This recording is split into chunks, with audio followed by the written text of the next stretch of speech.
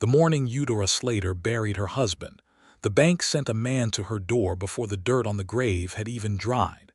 She remembered standing at the kitchen window, watching Harlan Pruitt ride up the lane on his gray horse, his black suit dusty from the road between Colby and her property line.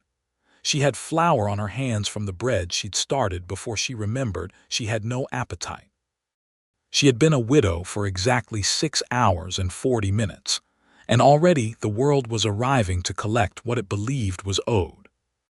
The year was 1879, in the sun-cracked flatlands of southwestern Kansas, where the wind never entirely stopped and the sky pressed down on a person like a warm, indifferent hand.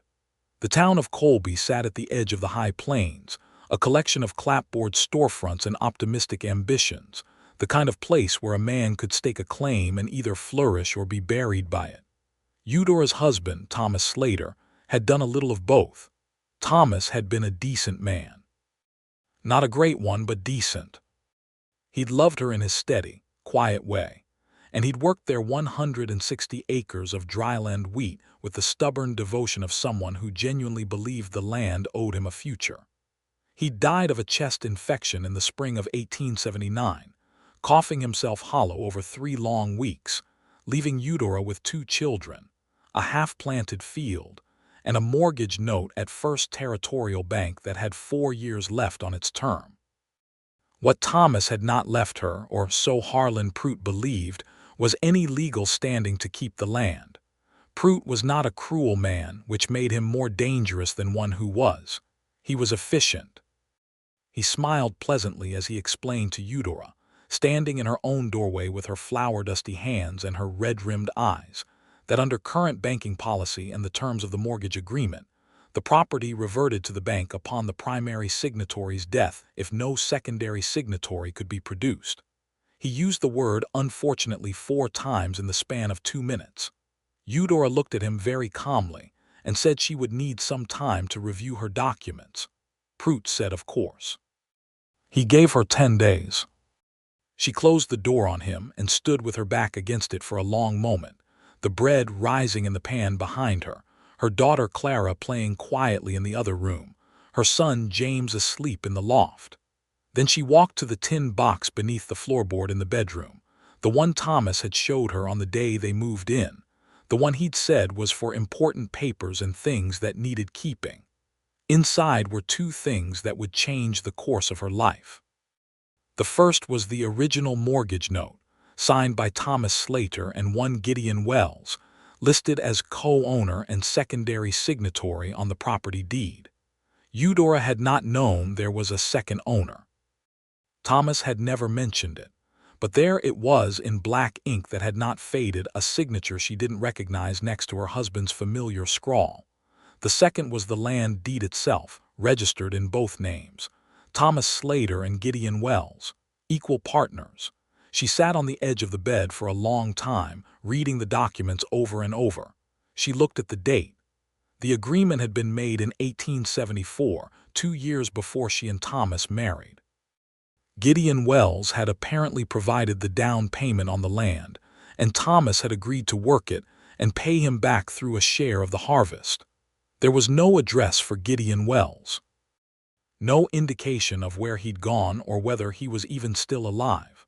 What she knew with absolute certainty was this: Harlan Pruitt did not know the land deed had a second name on it, and if that second name existed, the bank could not simply repossess the property without the second owner's consent.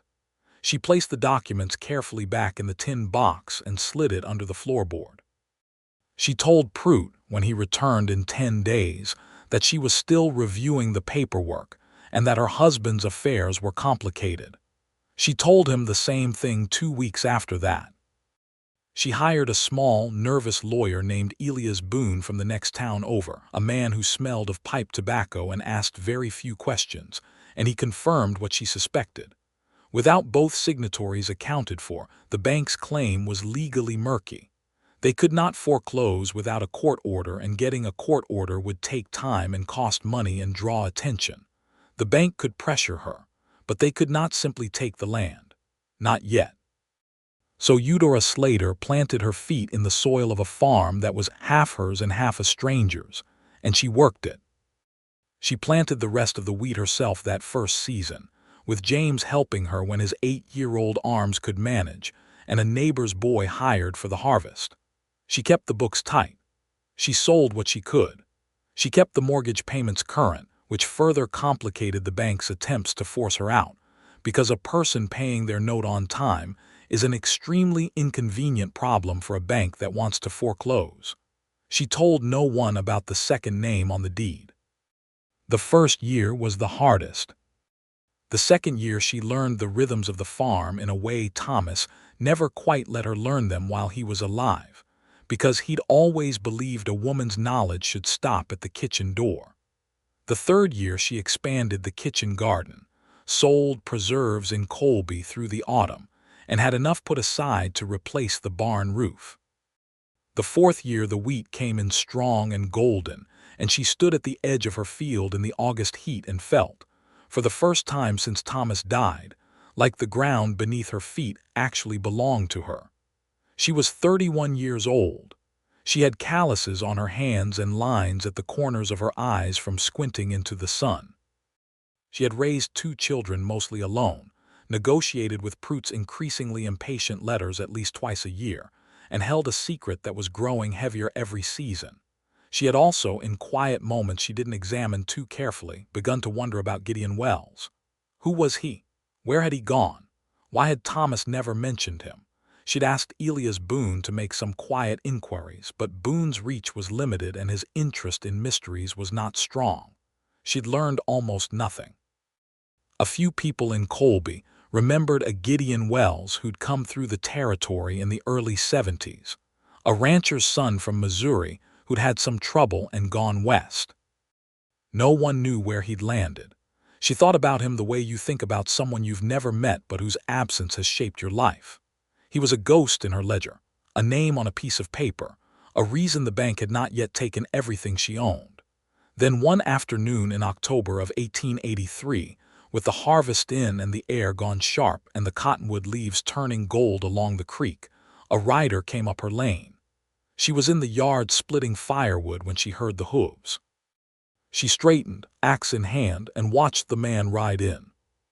He was tall in the saddle, lean in the way men get who have been traveling hard for a long time, his coat worn at the elbows and his hat pulled low against the afternoon light.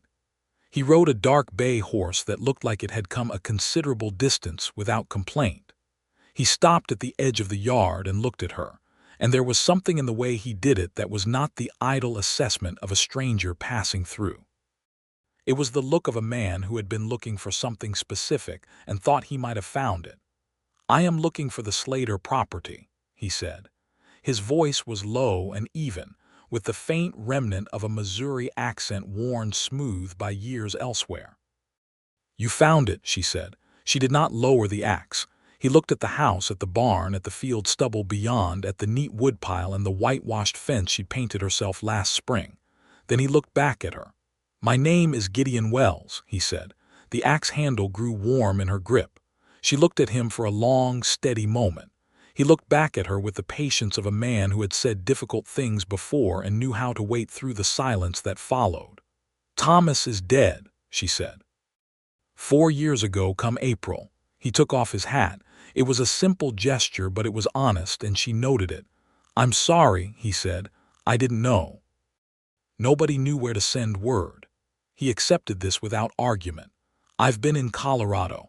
Before that, New Mexico territory. I was. It took me time to get back to a place where coming back was possible." She studied him. He was perhaps 33 or 34, with dark eyes and a jaw that carried 4 days of beard and the look of someone who had weathered a great deal without letting it make him bitter. He looked like the kind of man who had made mistakes and was not running from them anymore, which was different from innocence and in some ways more trustworthy. "You'd better come inside," she said. She put the axe against the woodpile and walked toward the house, and he dismounted and tied his horse at the post and followed her. The kitchen was warm from the stove and smelled of the venison stew she'd had simmering since midday. Clara, who was now 12, was at the table doing her schoolwork. James, who was 14 and already developing his father's quiet gravity, was in the barn doing the evening feeding. Eudora poured 2 cups of coffee and set them on the table. Clara looked up at the stranger with bright, curious eyes.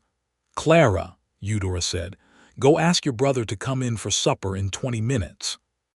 Clara understood this meant the adults needed to speak privately because her mother had raised her to be perceptive. She collected her books and went out the back door without complaint. Gideon Wells sat at the kitchen table and wrapped both hands around the coffee cup like a man who had been cold for a long time. He looked around the kitchen with an expression she couldn't entirely read. Not possession, more like recognition. "You've done well with the place," he said. "I've done what needed doing," she said. She sat across from him, straight-backed.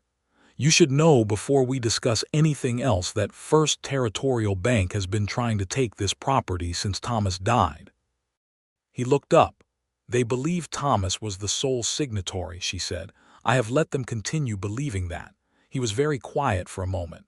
"You kept the deed out of their hands." "I kept it under my floorboards," she said. "For years. Every time Prout came around with his papers and his unfortunate this and unfortunately that, I told him I was still reviewing the documents." Something moved across Gideon Wells's face. It was not quite a smile. It was something deeper than that, something that looked almost like relief and wonder combined. "You could have found me," he said. "Had me declared absent. The bank might have eventually gotten the land that way." "I could have," she agreed. "But the land would have been gone either way, and then my children would have had nowhere to go. This way, as long as the deed was unresolved, the bank's claim stayed murky. That's a considerable gamble. It was the only hand I had," she said. "I played it." He looked at her for a long moment across the kitchen table, and she sat under that look without flinching because she had done nothing wrong and she knew it. "What do you want to do now?" he asked. "That rather depends on what you want to do," she said. "Half of this land is yours, legally and on paper. I have been farming it, maintaining it, improving it for 4 years without any contribution from your end. I do not say that with bitterness because I understand you didn't know what was happening here, but those are the facts." "They are," he said. "So what do you want?" He turned the coffee cup in his hands. Outside she could hear the wind picking up along the eaves and the distant sound of James calling to the horses in the barn. "I don't want to take anything from you," he said. "That's not why I came back." "Why did you come back?" He was quiet for a moment. "Because I've spent 4 years in territory that wasn't mine, working ground that didn't matter to me. And I kept thinking about this piece of land that Thomas and I put money into together, and I thought it was time to come back and see what had become of it. I thought it might be abandoned. I thought the bank might have gotten it already." He paused. "I did not expect to find it like this." "Like what?" "Like a real farm," he said. "Alive." That word settled between them quietly. Eudora rose and checked the stew and added a measure of salt. When she turned back, he was still looking at her with that expression she was still trying to decode. "You're welcome to stay the night," she said. "The barn has room. In the morning we can talk about what comes next, practically speaking." "That's generous of you." "It's practical," she said. "We have things to work out and we can't do it in the dark." He nodded and accepted the arrangement without making it more complicated than it was, which she appreciated. Supper that evening was a careful affair. James was polite but watchful, the way a 14-year-old boy is when a strange man appears at the table, and the boy is old enough to understand that strangers have implications. Clara asked Gideon where he had been, and he answered her honestly and without condescension, describing Colorado and the mining camps there, and the high mountain meadows in a way that made her eyes widen. He was good with children, Eudora noticed. Not performatively, not in the way of men who wanted to appear good, just naturally easy with them. After supper he helped carry the dishes to the basin without being asked, which Thomas had never once done in 5 years of marriage, and then he went out to the barn and Eudora sat at the kitchen table with the lamp burning low and thought about what to do. The situation was not simple. Legally, Gideon Wells owned half of everything she had built and protected. He could, if he chose, sell his half to the bank or demand a buyout or simply take up residence and expect to be a partner in the operation. He could make her life very complicated, but he had not done any of those things. He had sat at her table and eaten her food and said he did not want to take anything from her. She was not naive enough to take that at complete face value, not after 4 years of Prout and his unfortunately thises. But she was also not so closed off that she couldn't recognize sincerity when she heard it. She went to bed, but she did not sleep for a long time. The next morning he was up before she was. She came out to find he had already fed the horses and split enough wood to fill the woodbox twice over. He was at the pump washing his hands when she came out the back door, and he looked up without surprise, like a man who was comfortable being found at work. "You didn't have to do that," she said. "I know," he said. He dried his hands on his kerchief. "I wanted to." They had their conversation at the kitchen table again, this time with paper and a pencil, laying it out plainly. He did not want money. He did not want to sell his half to anyone.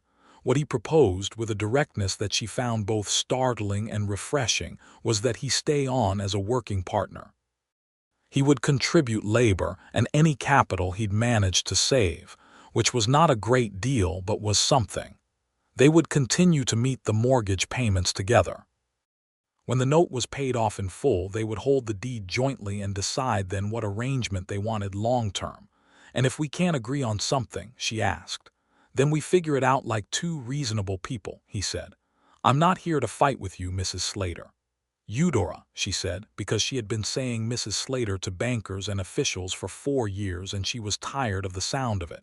He looked at her for a moment. "Gideon," he said. She put out her hand and he shook it, and they both looked at their clasped hands for a half-second longer than was strictly necessary before letting go. They went to see Elias Boone 2 days later.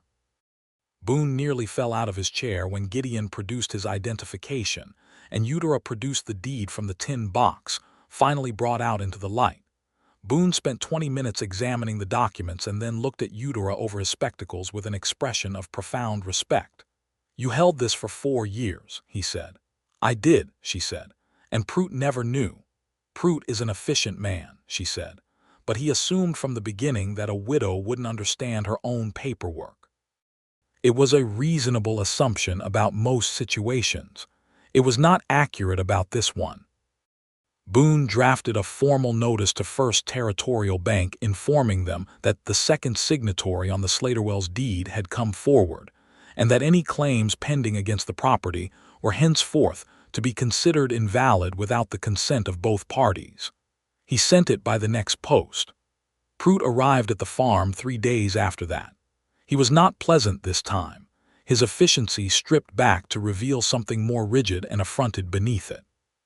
He sat across from Eudora and Gideon at the kitchen table and informed them that the bank would be reviewing the legality of the partnership agreement and the validity of the deed under current territorial law. Gideon leaned forward slightly. He did not raise his voice or make any kind of display. He simply said, very quietly, that the deed was registered with the Territorial Land Office in 1874 and had never been revoked, and that if the bank wished to test its validity in a territorial court, it was welcome to spend the time and money doing so, and that in the meantime they would continue making their note payments on schedule and the bank could not touch the property. Prout left. He did not come back. The bank sent 2 more letters over the following months, both of them increasingly uncertain in tone, and Boone responded to both in the careful language of a man who knows the law is on his side. By the following spring, the matter was settled. The property was jointly and legally held by Eudora Slater and Gideon Wells. The mortgage was in both names, and the bank had accepted the reality of the situation with the grace of an institution that had no other choice. Eudora celebrated by baking 2 apple pies. She gave one to Boone and ate the other one herself at the kitchen table with Gideon and the children on a Wednesday evening in March, with the wind coming in warm from the south for the first time since October, and she thought she had never tasted anything quite so good in her life. The living arrangements settled themselves the way practical things do when people are too busy to be awkward about them. Gideon slept in the barn the first 2 weeks, which was proper, and she didn't argue it. Then in November, when the temperature dropped to serious levels, James quietly suggested that Mr. Wells could have the storage room off the kitchen, which was small but warm and had a cot in it.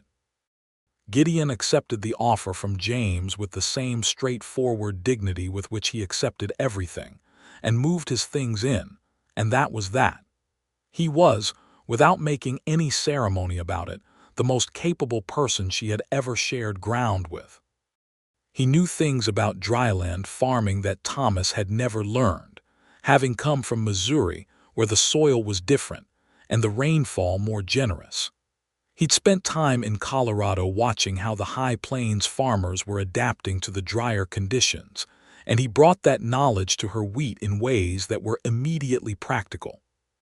He suggested rotating part of the wheat acreage to sorghum, which was hardier and required less water, and the following season that suggestion put $30 extra in their account. He fixed the well casing that had been slowly failing since Thomas's time without being asked, and replaced the rotting corner posts on the south fence, and never once made her feel that any of it was charity or condescension. He worked hard without being proud about it. He asked her opinion on decisions that affected the farm, and listened when she gave it, which was still, in 1883, not a thing that most men of her experience considered necessary. Thomas had been kind, but he had always assumed that farming was his domain, and she had better things to do inside. Gideon seemed genuinely interested in what she thought. It unsettled her at first, in the way that unexpected kindness can unsettle a person who has not received much of it. James took to him with the careful, testing devotion of a boy who needed a man's guidance and had learned to be cautious about offering his trust. By December, James was following Gideon around the farm with the transparent eagerness of a puppy trying to appear dignified, and Gideon handled this with exactly the right touch, neither pushing him away nor letting him become dependent in an unhealthy way. He taught James to read a weather pattern by watching the cloud formations to the northwest, and to estimate the moisture content of soil by the way it crumbled in his hand, and to shoe a horse properly, starting with the near foreleg. Clara was more reserved, which surprised Eudora because Clara was generally the warmer of her 2 children. But she noticed Clara watching Gideon with a particular quality of attention, and one evening when Eudora was braiding Clara's hair before bed, Clara said without preamble, "Do you like him, Mama?" Eudora's hands didn't falter in the braid. "He's a good man," she said. "That's not what I asked," Clara said. Eudora finished the braid. "Get some sleep," she said, and kissed the top of her daughter's head. But she lay awake for a while after. The truth was that something was happening that she had not planned for and was not entirely sure how to address. She had spent 4 years being self-sufficient, not because she liked it especially, but because self-sufficiency was what survival required. She had built a wall of practicality around herself that was very solid and very functional and had served her well. And Gideon Wells had not knocked on it or climbed over it or done anything dramatic. He had simply come to live on his side of the farm and gone about his days with such quiet competence and decency that she had begun, without deciding to enjoy having him there. She noticed things she had no business noticing. The way he talked to the horses in the morning when he thought no one was listening, low and even like they were colleagues. The way he read by lamplight in the evenings, his long legs stretched out and his book held close because he was slightly nearsighted and too stubborn to mention it. The way he laughed when something genuinely struck him as funny, sudden and real and gone quickly, like a hawk passing through a clear sky. She noticed, too, that he seemed to look for reasons to be in whatever room she was in, which was notable in a house where there were not many rooms. She was not a young woman in the thrall of first love. She was 31 years old with flower-roughened hands and a farm to run and 2 children to raise. She was not fool enough to mistake proximity for feeling or helpfulness for affection. But she admitted to herself on a cold January evening while washing up after supper, not nothing when it came to Gideon Wells. She was something. She just didn't know yet what kind of something it was. He was careful with her. That was the thing she noticed most. He was careful in a way that suggested he was very aware of lines and did not intend to cross any of them without an invitation. He did not make any overture, said nothing personal beyond the business of the farm, treated her with a respect so steady and consistent that she sometimes wanted to shake him and ask what he was actually thinking. She did not shake him. She was also being careful. In February, a late blizzard pinned them all inside for 3 days. The children, after the novelty wore off, were restless and quarrelsome.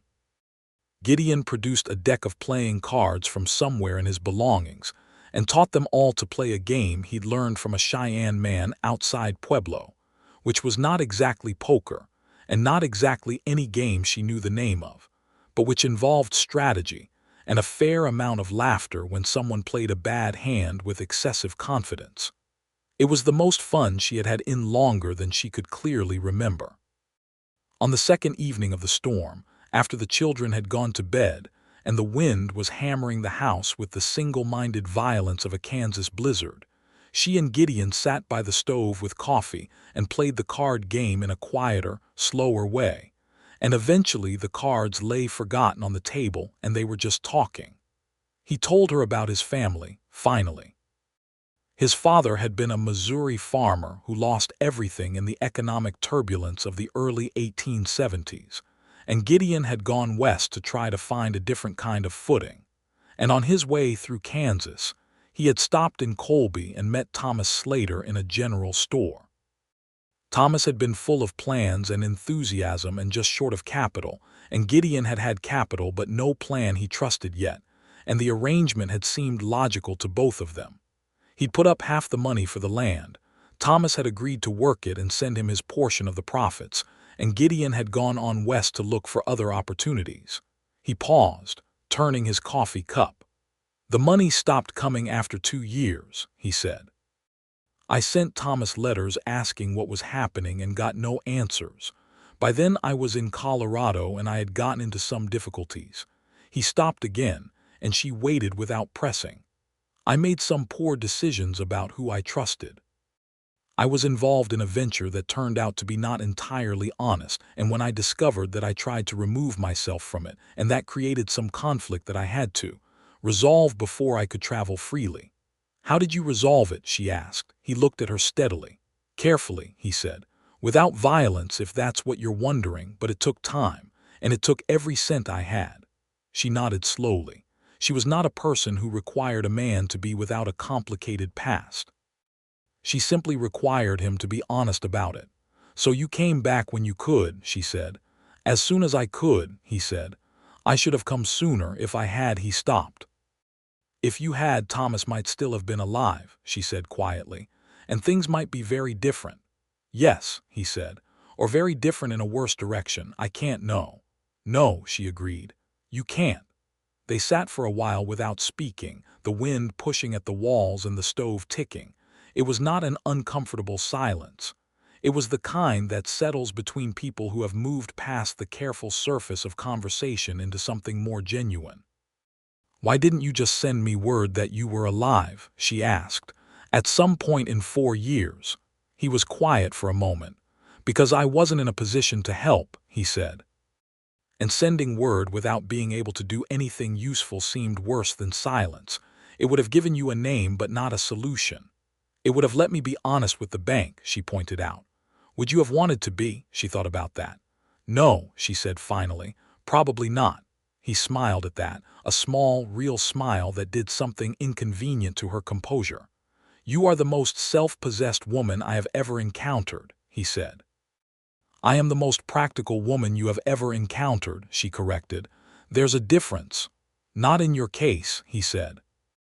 The blizzard broke on the 3rd day and they dug out together, Eudora and Gideon and James all working to clear the paths to the barn and the well, with Clara bringing out hot coffee in a covered pot and getting herself thoroughly windswept in the process.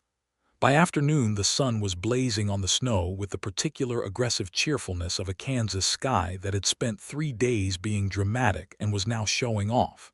After that, something had shifted. Not dramatically. Not in any way she could have pointed to and said, "There, that is where it changed." But the quality of their evenings was different. The way he looked at her across the supper table was different, more open, less measured. The way she found herself listening for his footstep in the morning was something she noticed and decided, for the moment, not to examine too hard. Spring came and brought the planting season with it, and the busy urgency of the farm swept them both up and carried them forward. They worked alongside each other in the field for days at a stretch, and she learned that he was not a man who required conversation to fill silence, but that he was very much present in silence, which was its own kind of companionship. On an April evening, the anniversary of Thomas's death, she went to the grave at the back of the property after supper. She went alone, as she always did.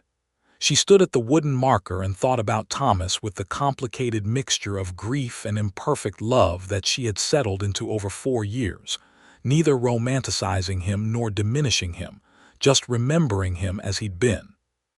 When she turned to come back to the house, Gideon was standing a respectful distance away at the edge of the cottonwood grove, hat in his hands, just being there in case she needed someone to walk back with. He hadn't followed her. He'd simply been present at the edge, not intrusive. She walked toward him and he fell into step beside her without a word, and they walked back to the house in the April dusk, and that was all, and it was everything. Summer came hot and serious. The wheat grew strong. The sorghum did even better than Gideon had predicted. James worked the north field alongside Gideon with the dedicated intensity of a 15-year-old who has discovered the dignity of real labor, and Clara had taken to reading farm bulletins from the agricultural college and proposing ideas with the confident authority of someone who expects to be taken seriously, and was, increasingly, learning that she was. One evening in July, Eudora was in the root cellar taking inventory when she heard footsteps on the cellar stairs, and Gideon appeared at the bottom with a lantern, because the cellar was dim and he'd apparently noticed she'd gone down without one. He held the lantern up so she could see her ledger properly and waited while she finished her count. When she was done and turned to go up, he was on the narrow stairs and she was at the bottom, which meant they were very close in the small space before either of them adjusted. She looked up at him. He looked down at her. The lantern light was warm and low, and the cellar smelled of earth and the dried herbs she kept hanging from the beams. "Eudora," he said. His voice was careful, deliberate. "Don't say something you're not certain about," she said. Her own voice was steadier than she'd expected it to be. "I am certain," he said. "I've been certain for some time. I've just been waiting until I had some right to say it." "What right were you waiting for?" He considered this with the seriousness she'd come to expect from him. "The right that comes from having proved something," he said. "I didn't come back here expecting anything. I came back to see what had become of land I'd partially invested in and to make it right with whoever was here. I did not expect," he paused. "You." Her heart did something complicated and inconvenient that she ignored. "What about me?" she asked. "You are the most capable and the most infuriating and the most remarkable person I have ever shared work with," he said. "And I have spent 7 months trying to be useful enough to deserve being in the same room as you, and I think I may be in love with you, which I recognize is a complicated thing to say to a woman who is still technically in a period of widowhood and who has more practical concerns than my feelings." She looked at him for a long time. The lantern shifted slightly in his grip. "Thomas has been gone 4 years," she said. "I know, and you have been here 7 months. I know that too. And you think that's enough time to know something like that?" He looked at her steadily. "I knew it by the 3rd day," he said. "The 7 months was patience." She breathed. The earth smell of the cellar was steady around them, real and grounding. "I have 2 children," she said. "I'm aware. James would like me to teach him to shoot properly, and Clara has decided that the south pasture should be converted to market garden, and she is probably right, and I like them both considerably." "I am not a simple situation," she said. "I don't want a simple situation," he said. "I had simple situations. They were largely unsatisfying." She felt something loosen in her chest that had been tight for a very long time. "I am not in a hurry," she said carefully. "Neither am I, but you should know," she said, and paused, and then said it anyway because she had been practical her whole life and she was not going to stop now, "that I notice when you're in the room. I have noticed for several months, and I have found it more pleasant than I initially expected." The expression that crossed his face at that was something she would remember for the rest of her life. It was not triumph. It was not relief exactly. It was the look of a man who has been carrying something careful and private for a long time and has just been told he can put it down. "That's a start," he said quietly. "That's a great deal actually," she said, "for me." "I know," he said. "I know exactly what that means." He did, she thought. He actually did. She climbed the cellar stairs and he came up behind her with the lantern, and nothing dramatic happened and nothing needed to. They stood in the July evening with the fireflies just beginning over the south field and the supper smells coming from the house, and she felt like herself in a way she hadn't in longer than she could account for. He did not press her. He did not suddenly become someone different now that she'd said something. He was the same the next morning and the morning after that, the same steady presence in the same daily rhythm, except that now there was an acknowledged warmth between them that changed the quality of everything without changing the practical facts of anything. They had Sunday evenings, she and Gideon, after supper and after the children were in bed. They sat by the stove in the autumn with coffee and books, and sometimes talked and sometimes didn't, and it became one of the anchoring certainties of her week. He kissed her for the first time on a September evening when the harvest was in, and the relief of it had made both of them slightly lighter than usual. They were coming back from checking the grain storage, and the air smelled of cut wheat and cooling earth, and he stopped at the edge of the yard and turned to look at her in the last of the September light. And she could see what he was about to ask, and she answered it before he could by simply reaching up and putting her hand against his jaw. And he kissed her in the most careful and unhurried way possible, the way you kiss someone you intend to be kissing for a long time. He walked her to the kitchen door and said good night and went to the storage room, and she stood in her kitchen in the September dark and smiled at the cookstove for a while before going to bed. Clara, who noticed everything, was quietly satisfied. James, who noticed less but felt more, came to breakfast the next morning in a good mood that had no specific explanation, and ate 2 full plates of hotcakes with the appetite of a person who finds the world generally acceptable. Autumn moved into winter. The farm was snug. The accounts were healthier than they'd been since before Thomas died, and heading toward genuinely sound. The mortgage note had 4 payments left on it, which meant by spring they would own the land outright. She and Gideon talked about it over Sunday evenings, turning the fact over like something valuable because it was. In November, Harlan Prout made one final appearance. He rode up the lane looking thinner and more formal than before, and Eudora and Gideon met him together in the yard, standing side by side, which clearly was not what he'd expected. He informed them stiffly that the bank had been reviewing the original mortgage terms, and believed there might be grounds for a challenge based on the fact that the partnership between Slater and Wells had never been formally renewed after Thomas Slater's death. Gideon took a slow breath. Then he said, calmly and precisely, that the partnership agreement had not required renewal because it was tied to the property deed, not to Thomas Slater's continued presence, and that any court would find the document valid on its face, and that furthermore First Territorial Bank had accepted mortgage payments from Eudora Slater for 4 years running, which constituted implicit recognition of her right to occupy and manage the property. And that if Prout wanted to make this a legal matter, he was welcome to. But the cost to the bank in a territorial court proceeding would considerably exceed any value they might hope to extract from the property. Prut opened his mouth, closed it, and looked at Eudora. "Is this man your legal representative?" he asked. "He is my partner," she said, "in every sense currently relevant to you." Prut looked between them for a moment, then put his hat back on, turned his horse, and rode out. He did not come back again. Eudora looked at Gideon. "In every sense currently relevant to you," he repeated, a note of quiet amusement in his voice. "I meant it," she said. "I know," he said. "That's why I liked it." Winter settled in. The children were growing steadily in the way children do when they are safe and have enough to eat and are surrounded by adults who love them, not dramatically but reliably, like wheat. James was 16 in December, taller than Gideon now by half an inch, a fact he was entirely too pleased about. Clara had written a letter to the agricultural college requesting their most recent crop bulletin and had received a reply, which she treated as a formal credential. On a cold December evening 2 days before Christmas, Gideon came into the kitchen after the children were in bed and set something on the table. It was a small box, plain pine, with a piece of blue ribbon tied around it. He stood by it with his hands in his pockets, looking slightly less certain than was characteristic of him, which was its own kind of charm. "I am not a man of great resources at present," he said, "and I intend to have more to offer you by the time the mortgage is settled.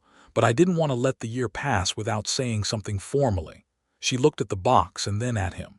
"Gideon, I would like to ask you," he said, "if you would consider marrying me, not immediately if you prefer to wait.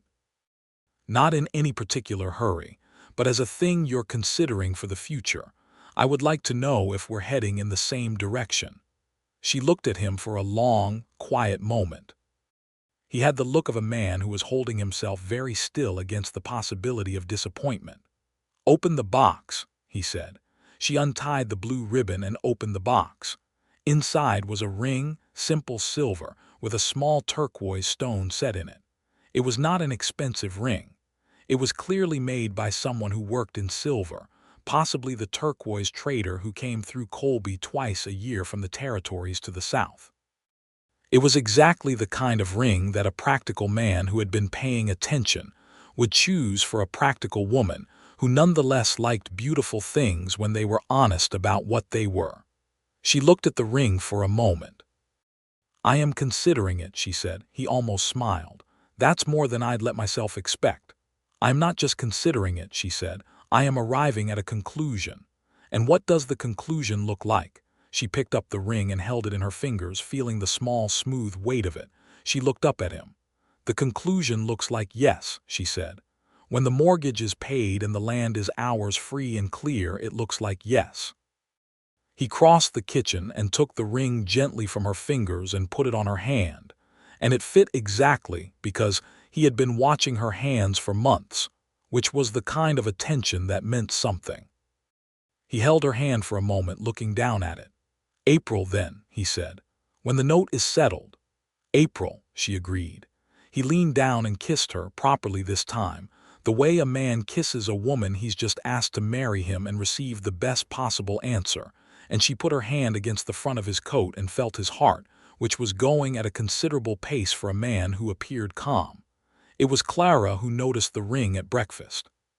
She looked at Eudora's hand and then at Gideon and then at her mother with an expression of composed satisfaction that was entirely too adult for a 13-year-old. "It's about time," she said. James dropped his fork. "They're getting married," Clara told him. James looked at Gideon with an expression that went through several things rapidly, landing on something that looked very much like relief, which was perhaps the most honest response any of them had managed all morning. "You're staying?" he asked Gideon. It was a 14-year-old's question inside a 16-year-old's voice. "I'm staying," Gideon said. James nodded, picked up his fork, and went back to his breakfast, and the fact that he had to blink twice to clear his eyes was something none of them commented on, which was the appropriate choice. The winter passed with warmth inside it. Christmas was the best Eudora had seen in years, not because of anything elaborate, but because the house felt full in the right way, full of people who were choosing to be there, and who meant something to each other. Gideon carved a small horse from cottonwood for James, who was too old for toys but not for that horse, which ended up on the windowsill of the loft and stayed there. He had found a second-hand book of botanical illustrations for Clara, who examined every plate with scientific intensity. Eudora gave him a new coat she'd spent November making from wool flannel she'd ordered from the dry goods in Colby. She'd had to guess at the measurements from observation, and she'd guessed correctly, which was information about her own attentiveness that she found mildly embarrassing, and then decided to simply be at peace with. He wore the coat to church on Christmas morning, and she sat beside him in the pew with Clara on her other side and James on the end. And she thought that she had sat in this same church for 4 years of Sundays in a state of managed loneliness that she'd never let herself fully acknowledge until now, and that it felt very different to sit here like this. January brought a spell of cold so serious that the creek froze solid enough to walk on, and they kept close to the house for 2 weeks, doing the necessary outdoor chores quickly and retreating to the warmth. It was during these close-in days that she and Gideon talked more deeply than they'd managed in the busy seasons. He told her things he'd not told her before, about his father and the loss of the Missouri farm, and how it had felt to be 19 years old and have the ground literally pulled from under everything he'd known. She told him things she'd not told anyone, about the years before Thomas, about growing up in Ohio with a father who believed women's intelligence was a decorative quality at best, about how she'd come west because the West at least offered the possibility of remaking oneself. "You remade yourself entirely," he said. "I had assistance from necessity," she said. "Those are not mutually exclusive," he said. "Necessity just cleared the space. Everything in that space was you." She thought about that for a long time after he said it. The February thaw came, and with it, the first signs of planting season preparation, and they were both glad to have work that took them outside again, because months of being largely confined in a house together had created a tension that was not unpleasant but was also not sustainable without resolution.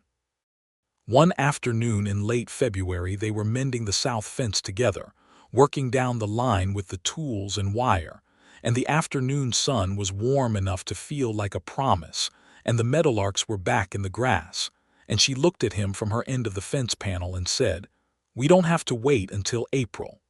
He straightened up and looked at her. "I mean the wedding," she said. "I said April because the mortgage would be paid by April, but I don't actually think I need to wait for the mortgage." He came down the fence line to her without hurrying. He had a pair of fence pliers in his hand, and he set them carefully on the fence post before he took both her hands in his, which were warm even in February. "When do you want?" he asked. "March," she said. "When it starts to look like spring." He nodded. "March," he said, and he said it like it was the name of a place he'd been trying to get to for a very long time. They were married on the 14th of March, 1884, in the Colby Church with Elias Boone as a witness, Clara in her good blue dress, and James in a shirt he'd ironed himself without being asked, which Eudora considered the finest wedding gift she received. The Reverend was a steady man named Alderman who had seen a great many prairie marriages and understood that frontier love tended to be more practical and more durable than the romantic kind, and that this was not a lesser thing, but a different and often greater one. She wore her good dress, dark green wool with the white collar she'd embroidered herself. She carried a small bunch of dried sage and lavender, because that was what was growing in March, and it smelled like the land she'd fought 4 years to keep. She stood beside Gideon in front of the Reverend, and she felt entirely clear in a way she hadn't anticipated. No hesitation, no shadow, just the clean certainty of a decision made with full information and no illusions. He held her hand through the service, and when the Reverend said the words and asked for the response, Gideon said yes in a voice that was low and firm and absolutely meant. After the service they drove home in the wagon, all 4 of them, with the March sun slanting warm and Clara singing something she'd been practicing for weeks and James pretending he wasn't listening to it. Eudora sat beside Gideon on the wagon seat with her shoulder against his and watched her land come into view, the house and the barn and the fields just beginning to show the first faint color of coming green. "Ours," Gideon said quietly, not performing anything, just saying it. "Ours," she agreed. April brought the final mortgage payment. Eudora drove into Colby herself to make it, which she had done every payment for 4 years, and this time Gideon came with her. They sat across from the bank clerk, a young man who had not been working there long enough to know the full history of the account, and she handed over the final payment and received the stamped receipt that she would add to the tin box under the floorboard. She asked for a statement confirming the note was paid in full and the property was unencumbered. The clerk produced it without understanding why she needed it immediately, and why she held it for a moment the way a person holds something they have been working toward for a very long time. Outside on the boardwalk in the April sun, Gideon took the document from her gently and read it and then handed it back. "Done," he said. "Done," she said. She folded it carefully and put it in her coat pocket. Then she looked up at the Colby Street, at the dry goods and the livery and the courthouse and the distant flat horizon that stretched out forever, and she felt the weight of 4 years simply lift, as cleanly as if it had been a physical thing. She turned and walked back to where their horse was tied, and Gideon came with her. That evening, with the children asleep and the farm quiet around them, she and Gideon sat in their kitchen with the lamp burning low and the statement from the bank on the table between them, and she told him everything. Everything she hadn't fully told him yet. How frightened she had been those first weeks after Thomas died, how close she'd come to simply giving up and letting Prute have it. How she'd made herself stay not because she was brave, but because she was terrified of having nowhere to go, and that terror had looked enough like courage to work. How the 4 years had made her into someone she hadn't been before, harder in some ways and stranger in others, and how his arrival had been so unexpected and so necessary that she had spent the first 3 months trying to find a reason to distrust him, because trusting him had felt too much like believing in something. He listened to all of it without interrupting. When she finished, he said, "I would have come sooner if I'd known." "I know that now," she said. "I'm sorry I didn't." "You're here," she said. "That's what I have to work with, and it's more than enough." He reached across the table and took her hand, and they sat like that in the lamplight of their paid-off kitchen in the middle of their unencumbered land, and she recognized with the precision she brought to everything, completely happy. Not the simple happiness of youth, or the uncomplicated happiness of people without history. The complicated, earned, entirely real happiness of 2 people who had arrived at the same place by very different roads and found, to their mutual surprise, that they preferred it together. Summer came and the farm flourished. The sorghum that Gideon had introduced outperformed their projections for the 2nd consecutive year. Clara's market garden, which she had expanded with Gideon's encouragement into a serious enterprise, was supplying vegetables to the Colby restaurant and the boarding house through the growing season, and bringing in a respectable addition to their income. She was 14 now, and she ran the garden accounts herself in a small leather ledger that she'd bought with her first season's proceeds, and Eudora watched her daughter move through the rows in the evening light, with the quiet satisfaction of watching something she'd planted grow in a direction she hadn't expected but should have. James was 16 and had developed, under Gideon's guidance, into a capable and thoughtful farmer. He was also, Eudora noticed, beginning to look toward Colby with the particular westward-looking restlessness of a boy who was almost a man and starting to wonder what was farther on. She talked to Gideon about it one evening, and he nodded, unsurprised. "He should go to the agricultural school," Gideon said. "He's got the mind for it. 2 years there and he could come back knowing things that would double what we do with this land." She looked at him. "You want him to go away?" "I want him to have what he can have," Gideon said. "The land will be here when he comes back." It was the right answer. She knew it and she sat with it, the particular love of a mother who understands that keeping children is not the same as loving them. That autumn she found herself sick in the mornings. She knew what it meant. She waited 3 weeks to be certain before she told Gideon, choosing an evening when the children were both occupied, Clara at her books and James in the barn. She sat across from him at the kitchen table and folded her hands and told him plainly. He was very still for a moment. Then he looked at her with an expression so open and undisguised that she felt warmth climb the back of her throat. "Are you all right?" he asked first. That was the first thing. "I'm fine," she said. "I'm 32 and healthy and I've done this twice. I'm not alarmed." "Are you glad?" he asked.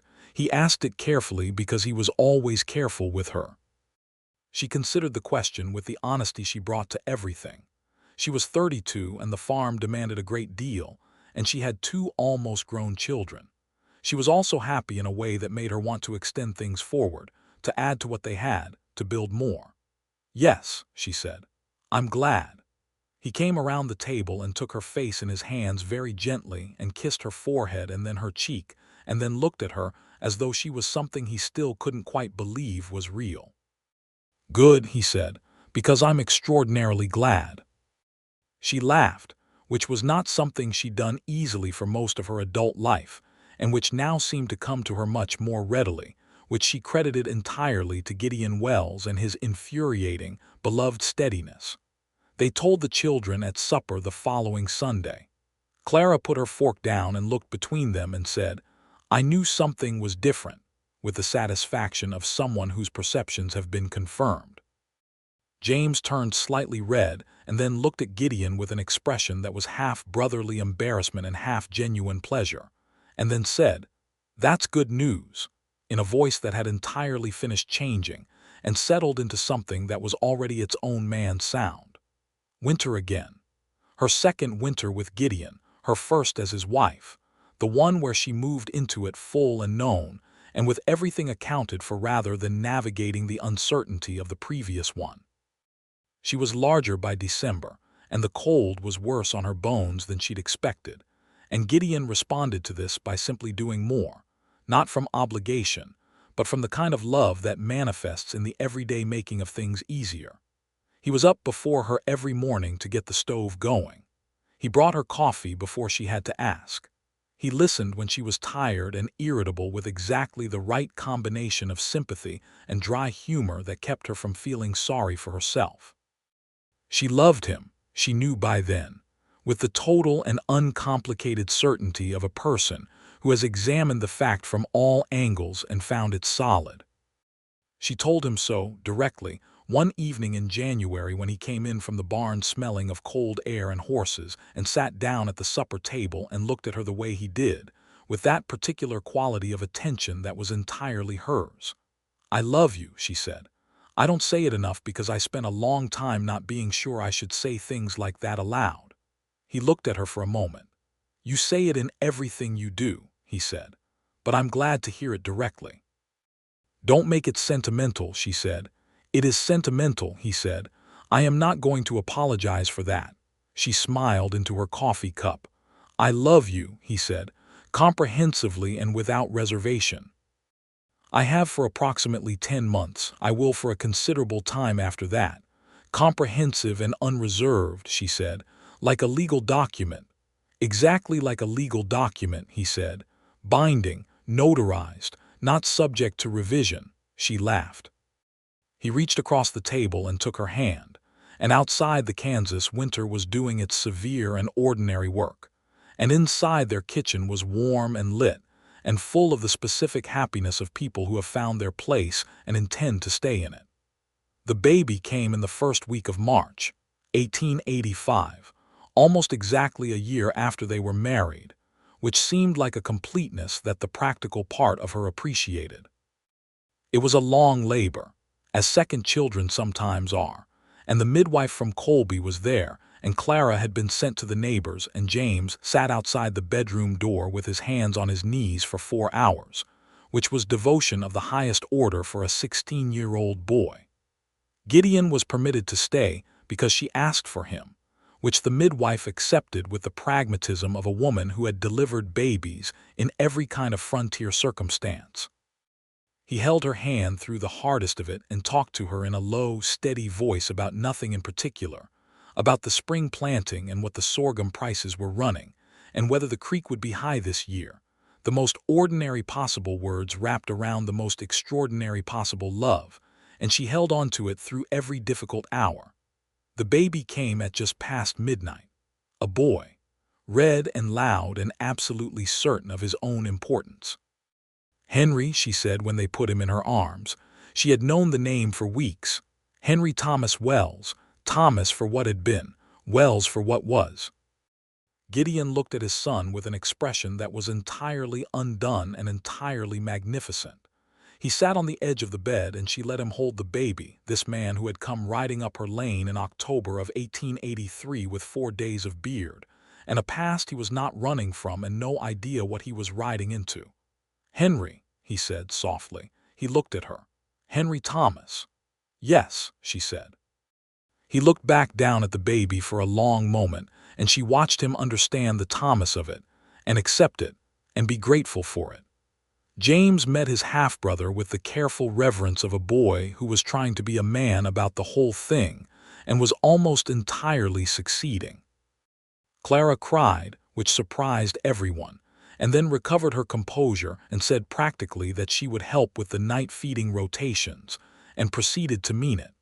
Spring arrived, and then summer, and the farm had never been more alive. Henry Wells was a content baby who slept well and ate with the enthusiastic dedication of a person who takes his responsibilities seriously. Eudora recovered her strength by May and was back in the fields by June, though Gideon arranged things so that she was never the one doing the heaviest work, and she let him because she was not too proud to accept help now that she'd learned the difference between help and being diminished. The land came in strong that year. The sorghum crop was the best they'd had.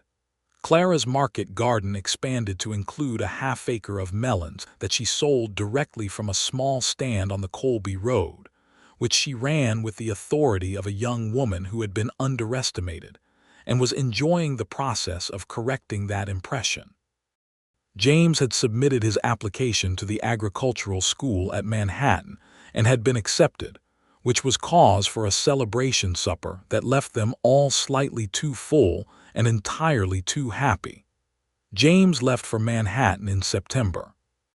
The morning he drove out in the wagon with his trunk and his books and his long, serious face, Eudora stood in the yard watching him go with the particular grief of watching something you've raised move into its own life, which is grief and pride inseparable. Gideon stood beside her and didn't say anything, just put his hand at the small of her back, steady and warm, and she leaned against it slightly and let herself feel all of it. Henry waved at the departing wagon with great enthusiasm and no understanding, which helped. Fall settled in golden and generous. Eudora sat on the porch in the October evenings with Henry in her lap, while Gideon did the last of the fence checks, and Clara counted her garden receipts at the kitchen table, and she looked out at the land that she had kept by stubbornness and luck and one folded piece of paper in a tin box under the floorboard, and she thought about all of it. She thought about Pruett's first visit, the day of Thomas's burial, his unfortunate this and unfortunately that. She thought about 4 years of navigating alone. She thought about a rider coming up the lane in October of 1883, lean and careful, asking if this was the Slater property. She thought about a kitchen table in the root cellar light. A ring with a blue ribbon. A March wedding in a town church where everyone knew the history of the land and what it had cost her. A year and a half of building something together that neither of them would have built alone, and that was, she recognized with total clarity, better than anything either of them had imagined. Gideon came around the corner of the house and stopped when he saw her on the porch. He had that look on him, the one she'd cataloged over a year and a half of living, the one that meant he was looking at something he wanted to fix in memory. He came up the porch steps and sat beside her, and Henry immediately reached for him and grabbed his thumb with both hands with the aggressive affection of a baby who knows where safety is. "Good day," she said. "Very good," he said. He looked at the field in the golden light. "South fence is solid. Weather coming in from the northwest, maybe Thursday. I'll bring the preserves in from the porch Wednesday then. Good thinking." They sat for a while in the October quiet, Henry between them growing heavier as he drifted toward sleep, and the sky went through its evening colors, rose and amber and deep blue, the kind of sky that the high plains does better than anywhere else in the world. "Gideon," she said, "I'm glad you came back." He looked at her. Something in his expression shifted the way it did when she said things like this, when the practical surface of their life opened briefly into something deeper. "So am I," he said, "more than I can account for." She looked back at the field. "For years I held that deed," she said. "I wasn't sure why. I told myself it was practical, that it was the only legal protection I had." "It was," he said. "It was," she agreed. "But I kept thinking about that name on it, Gideon Wells, wondering who he was, if he was good or difficult, whether he'd come back and make everything complicated." "And did I?" he asked, a slight warmth in his voice. "You made everything very complicated," she said. "You made me care about something I decided I wasn't going to care about again. That's a considerable complication." "I apologize," he said. "You do not," she said. "No," he said, "I don't." Henry had fallen asleep against his father's arm. The evening star was up, early and sharp above the darkening plains. Clara's lamplight showed in the kitchen window, gold and steady. "We need more hands next season," Eudora said. "If we're expanding the sorghum acreage and Clara wants another half-acre of garden." "We'll hire the Jensen boy," Gideon said. "He's a good worker, 14 and steady." "With his father first. I'll ride over Monday." She leaned her head back against the porch post. Henry breathed in and out in his sleep with the profound commitment of very small people to the act of rest. "I thought about you," she said. "The first year after Thomas died, before I knew your name meant anything, I used to think about whoever else might be out there with a stake in this land, whether they'd ever come, whether it mattered." "Did you decide it mattered?" "I decided the land mattered," she said. "And then you arrived and complicated that too, because it turned out the person the land led me to also mattered. Rather a great deal." He reached across and took her hand, the one not holding Henry, and held it without doing anything else with it. Just held it the way he'd held her hand through Henry's birth, steady and present. "I rode into this yard thinking I was coming to look at property," he said quietly. "And I found the most remarkable woman I had ever laid eyes on, standing in her own yard with an axe and 4 years' worth of grit and a look on her face that said she had already decided what she was and wasn't going to accept, and anyone who disagreed could go straight to the devil." He paused. "I thought, right then, that whoever she was, I would like to know her." She looked at him. The evening light was low and warm on his face, and he was 41 months removed from the man who had ridden up that lane not knowing what he was riding into. And she had known him in hard seasons and good ones, and in the quiet middling ordinary ones that were somehow the most precious, and she knew his face the way she knew her own land. By heart, by daily presence, by the accumulated knowing of someone who has paid attention for a long time. "I told Prout you were my partner in every sense currently relevant," she said. "You did." "I should have said," she said, "in every sense, period." He squeezed her hand.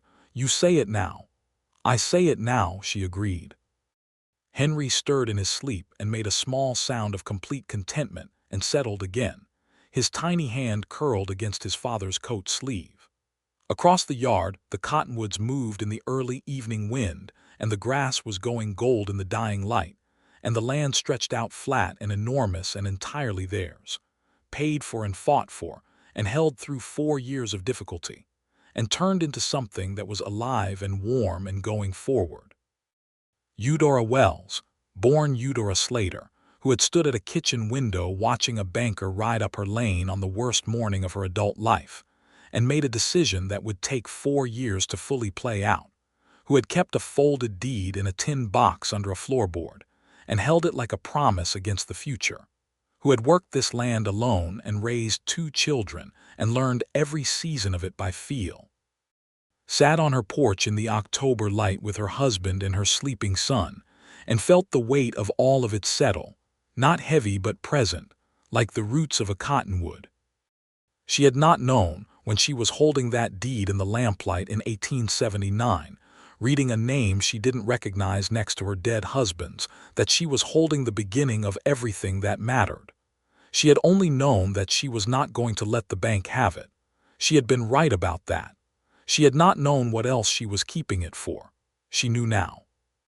A letter came from James in November, written in his careful hand, with news of the agricultural school and a description of a girl he had met at a social gathering who was the daughter of a Kansas farmer, and who was, as he put it with 16-year-old gravity, extremely intelligent and interesting.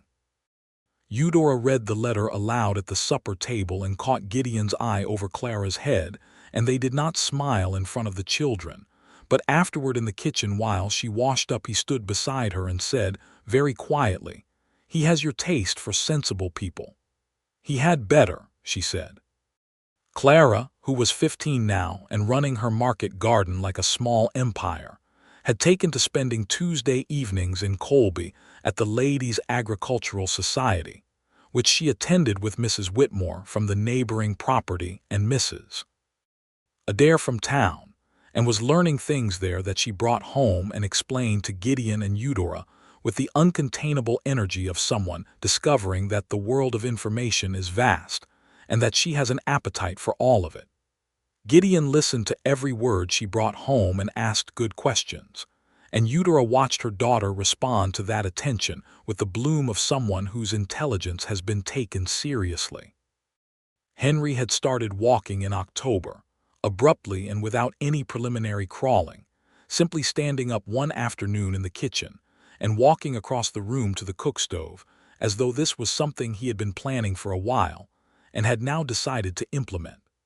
He was a determined and opinionated small person who had his mother's self-possession and his father's steadiness and a laugh that could stop a room, which he deployed frequently and without discrimination. Christmas of 1885 was the fullest their table had been. James came home from Manhattan with stories and the girl he'd mentioned, whose name was Nell Watkins, who came for the holiday because her family was too far east for her to make the trip home. She was a compact, clear-eyed young woman of 19 who looked at the Wells farm with the assessing gaze of someone who had grown up on land herself and understood what she was looking at, and who talked to Eudora across the kitchen counter for 3 hours about soil amendments and crop rotation, while James tried to appear to be not listening, and Clara asked Nell extremely direct questions about her family's farming operation, which Nell answered without any apparent discomfort. Gideon watched James watch Nell from across the Christmas table and then looked at Eudora and raised his eyebrows very slightly, and she gave him the smallest nod, and they understood each other completely without a word, as people will who have built a language together out of years of paying attention. Nell went back east after New Year's, and James went back to Manhattan and wrote letters that were somewhat longer than his previous ones and more likely to involve a specific name. January settled in cold and clear, and the farm went into its winter quiet, which was different now from the winter quiet of the years before, different from the quiet of managing alone, different even from last winter's quiet, because Henry had changed the sound of the house in ways that were small and constant and wonderful, a word she hadn't let herself use lightly for most of her adult life and now used without apology. One evening in late January she was in the root cellar, the same root cellar, counting the canning jars for a winter inventory, and she heard footsteps on the stairs and Gideon appeared at the bottom with a lantern. She looked at him. He looked at her. They both looked at the lantern and then back at each other. "You remember," she said. "I remember everything," he said. She crossed the small space and put her arms around him, and he held her in the root cellar among the hanging herbs and the preserved summer, and she thought about what it meant to hold on to things. The land, the deed, The idea that something was worth protecting even when you weren't entirely sure what you were protecting it for. The slow and careful opening of a life that had been closed by grief and circumstance. The discovery that a name on a piece of paper could become a person, and a person could become everything. "Name your terms," she said into his coat. She was quoting something he had said to her 6 weeks after his arrival, when he'd first proposed the working partnership, sitting at the kitchen table with paper and pencil between them. He'd said it seriously, meaning it as a business offer, and she'd thought then that it was the most honest thing anyone had offered her in a long time. She had named her terms: land, partnership, fairness, time. She had not known then what she would also end up asking for. He understood the reference. She felt him breathe. "What terms are you naming now?" he asked. She pulled back enough to look at him. The lantern light was the same. The cellar smelled the same. She was 2 years older and one son richer and entirely different. "The same ones," she said. "Just stay." He looked at her with the look she knew best now, the one that had no performance in it, no calculation, just the open fact of a man who has found where he belongs and intends to remain there. "I wasn't planning to go anywhere," he said. "I know," she said, "but I wanted to say it, just stay. That's all I ever needed." He took her face in his hands and kissed her in the lantern light of the root cellar. And she kissed him back with everything she had, which was a great deal. 4 years of solitary grit and 2 years of discovered happiness, and a whole future of this that she intended to be present for entirely. They went up the cellar stairs together in the January cold and into the warm kitchen, and Henry was asleep in his crib in the corner where she'd put him while she did the inventory. And the stove was going strong, and Clara's lamp was burning in her room, and outside the Kansas stars were out in force the way they are in winter, sharp and numberless and close. Eudora put the lantern on the table and sat down across from Gideon, and they looked at each other in the lamplight, and there was nothing unresolved between them, nothing kept back, nothing held at a distance. The deed was paid and the land was theirs. The children were safe and growing. The farm was strong. Her hands were no longer those of a woman managing alone.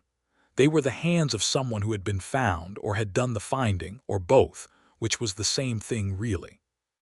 "I'll go see Jensen about the spring hire on Monday," Gideon said. "Good," she said, "and we should talk about the Northfield rotation before February." "Sunday evening," she said. "Sunday evening," he agreed. He reached across the table and took her hand, and they sat in their kitchen in the January night, and the fire burned steady, and the land rested under the stars outside, and everything that had needed to be said had been said, and everything that had needed to be held had been held for exactly as long as it needed to be, and then let go into something better. And that was enough, and more than enough, and everything. Spring came back in March, as it always does on the high plains, tentatively at first and then with conviction, the ground warming under the sun, the meadowlarks returning to the fence posts, the first green showing in the wheel tracks where the soil turned earliest. Gideon walked the south field in the morning light, and Eudora walked it behind him with Henry on her hip. The baby's face turned into the warm wind with the uncomplicated pleasure of a very small person encountering the world fresh. She watched Gideon bend down and take a handful of soil and crumble it in his fingers, reading the moisture the way he'd taught James to read it, and stand up and shade his eyes to look north toward the tree line along the creek. He turned and saw her there with the baby and the morning light on her face, and the field stretching green and promising behind her, and he stopped and just looked for a moment. She held up Henry's small hand and waved it in his direction. He laughed, low and real, and gone quickly like a hawk through clear sky, like always. She walked to where he stood, and he took Henry and held him against his shoulder and put his other hand at her back, and the three of them stood in the middle of their field on a March morning with the whole growing season ahead of them and all their particular complicated beautiful history behind them. And it was a beginning and a continuation at once, the way good things are. The tin box was still under the floorboard. She had not moved it. She had never quite been able to bring herself to put the deed anywhere that felt less protected, even now, even with everything settled. Gideon knew it was there. He had said once that he thought she should move it to Boone's office for safekeeping, and she had said she'd think about it, and she had thought about it and decided against it. Some things you keep close because they matter. Some things you hold not because you're afraid of losing them, but because the act of holding them is itself a kind of love, the vigilant daily choosing of what is yours and what you intend to keep being yours. She had held a name on a deed for 4 years in a tin box under a floorboard, not knowing what she was preserving it for, and it had become her farm and her family and her life. She thought that was worth keeping close.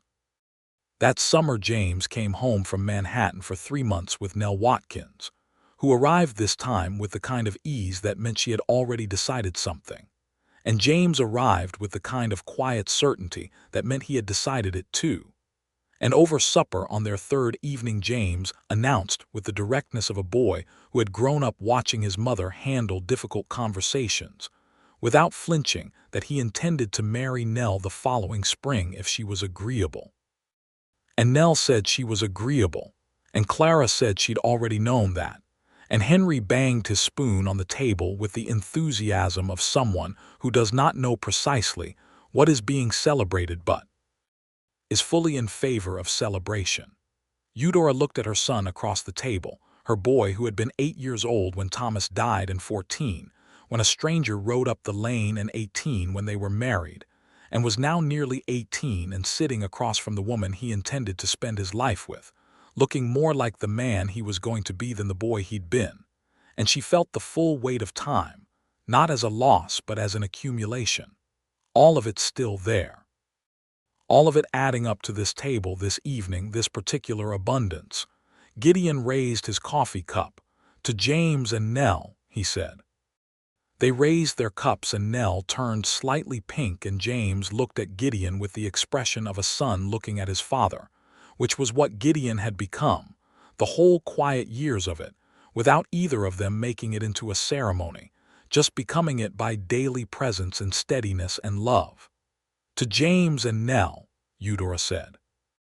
And the summer evening settled around their full table, and the farm was warm and alive outside, and the Kansas stars were just beginning to show above the cottonwoods along the creek, and everything was as it should be.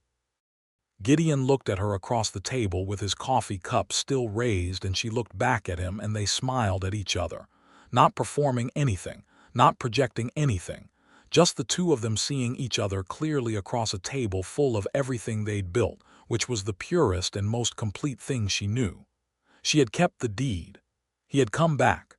She had said just stay. He had. And the land had kept its promise, and the years had kept theirs, and this was what it looked like when something stubborn and difficult and necessary becomes, finally and fully and without reservation, a life.